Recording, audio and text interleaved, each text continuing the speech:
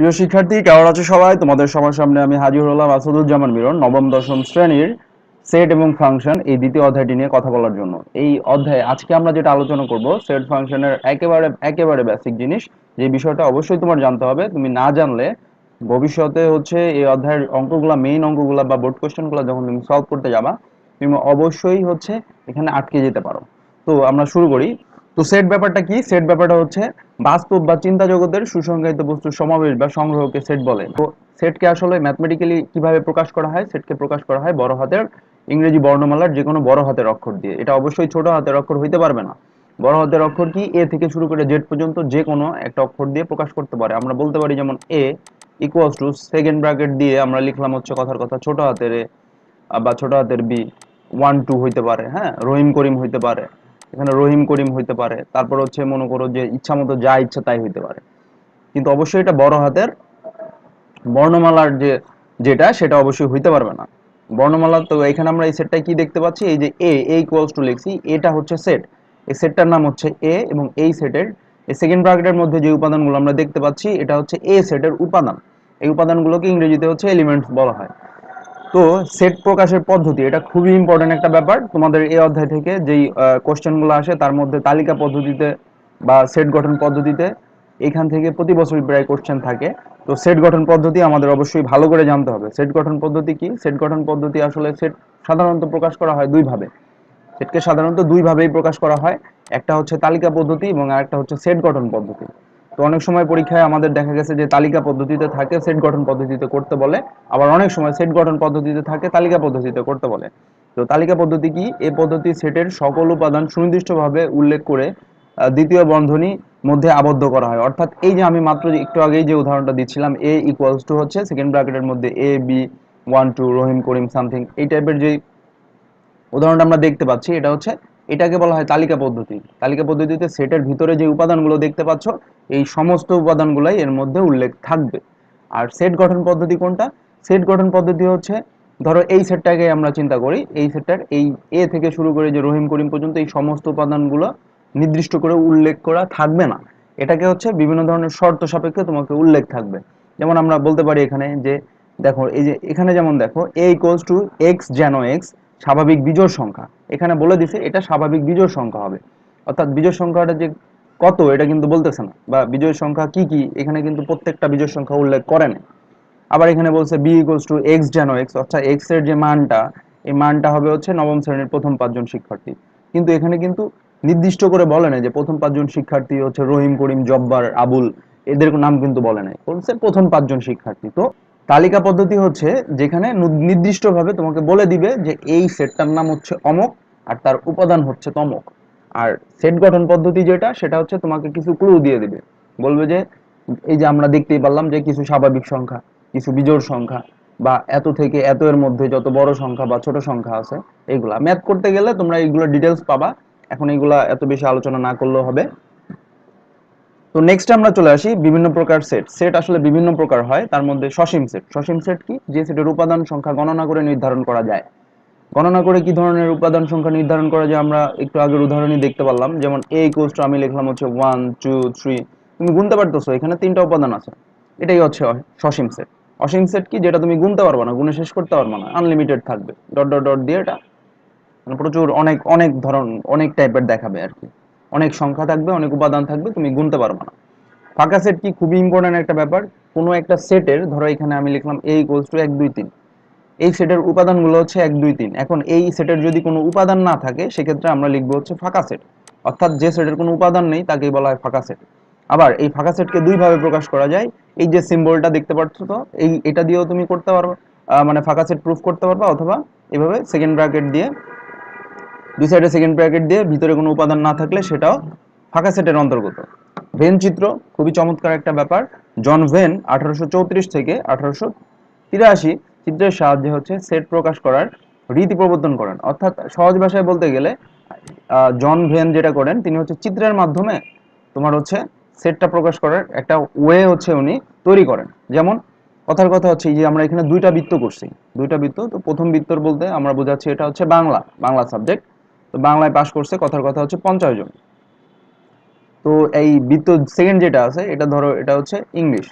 ইংরেজিতে ধরো তোমার হচ্ছে উত্তীর্ণ হয়েছে, পরীক্ষায় পাশ করছে, কথার কথা হচ্ছে 30 জন। এবং বাংলা এবং ইংরেজি উভয় বিষয়ে তোমার হচ্ছে পাশ করছে, কথার কথা হচ্ছে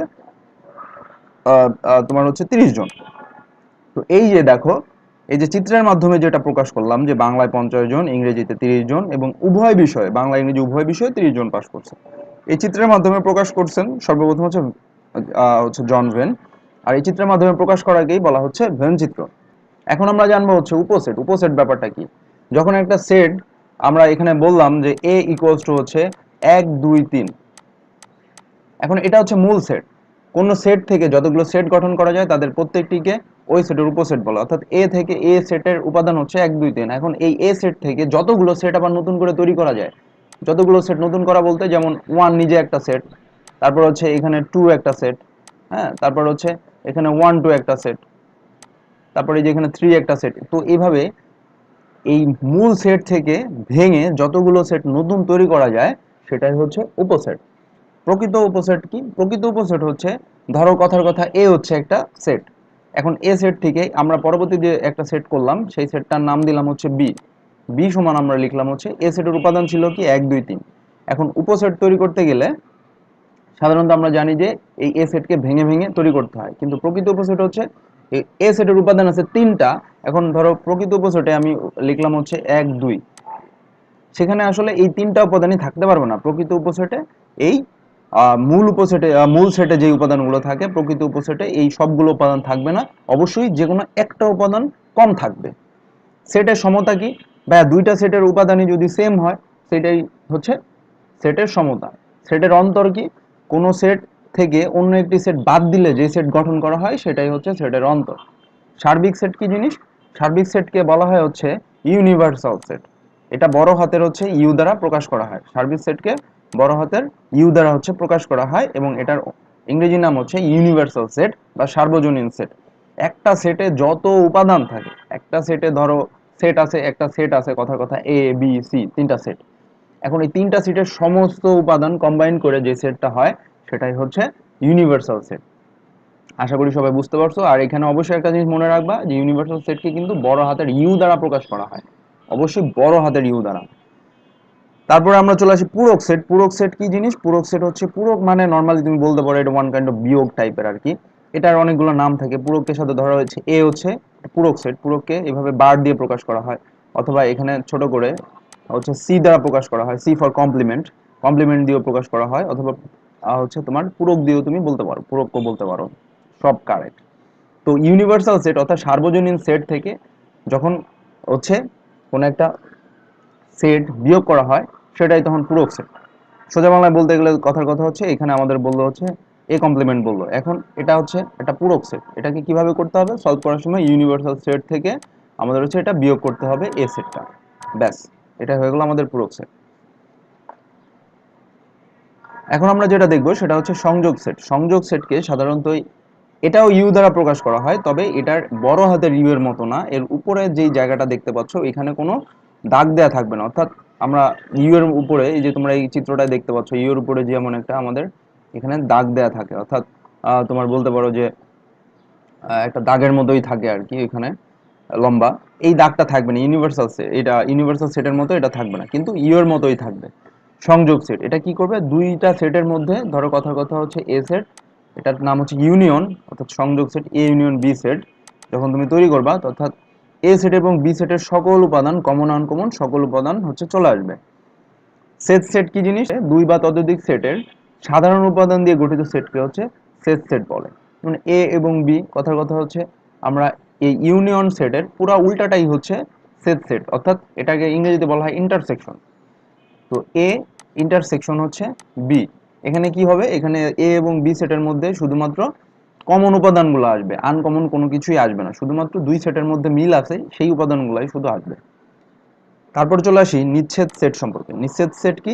দুইটি সেটের মধ্যে যদি কোনো সাধারণ উপাদান না থাকে তবে সেট দুটিকে পরস্পর নিচ্ছেদ সেট বলে, অর্থাৎ দুইটা সেটের মধ্যে যদি কোনো উপাদানের কোনো মিলই না থাকে সেটা হচ্ছে নিচ্ছেদ সেট। শক্তি সেটকে প্রকাশ করা হয় হচ্ছে, শক্তি সেট তোমাদের খুব কমন একটা ব্যাপার, পরীক্ষায় এটা বারবার আসে। শক্তি সেটকে সাধারণত P of A, P of B, হ্যাঁ, পি অফ সি এভাবে হচ্ছে প্রকাশ করা হয়। এটা তোমার ওয়ান কাইন্ড অফ তোমার উপসেটের মতো, সাবসেট টাইপের।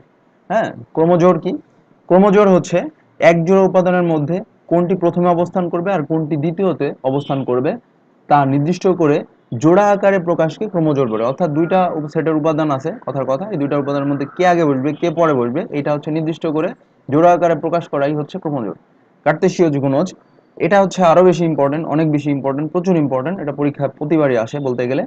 এ ও বি যে কোনো সেটের উপাদানগুলোর সকল ক্রোমোজোরের সেটকে তাদের কার্তেশীয় গুণজ বলে।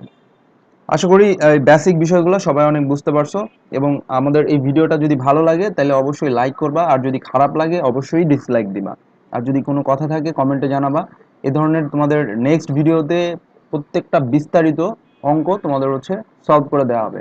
ততক্ষণ পর্যন্ত আমাদের সাথেই থাকো। আসসালামু আলাইকুম।